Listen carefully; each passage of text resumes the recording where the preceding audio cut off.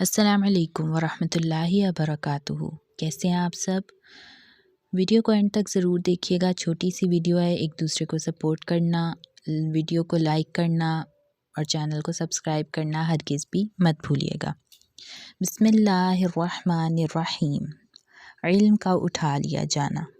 عبداللہ بن عمرو بن عاص رضی اللہ تعالیٰ عنہما سے روایت ہے، میں نے رسول اللہ صلی اللہ علیہ وآلہ وسلم کو فرماتے ہوئے سنا، بے شک اللہ علم اس طرح نہیں اٹھائے گا کہ اسے بندوں کے سینوں سے کھینچ لے، بلکہ وہ علم کو علماء کی وفات کے ذریعے سے اٹھائے گا، یہاں تک کہ کوئی عالم بھی باقی نہیں رہے گا، تو لوگ جاہلوں کو سردار بنا دیں گے، پھر ان سے پوچھا جائے گا تو وہ بغیر علم کے فتویٰ دیں گے، وہ خود بھی گمراہ ہوں گے اور دوسروں کو بھی گمراہ کر دیں گے۔ صحیح بخاری کتاب العلم حدیث نمبر 100۔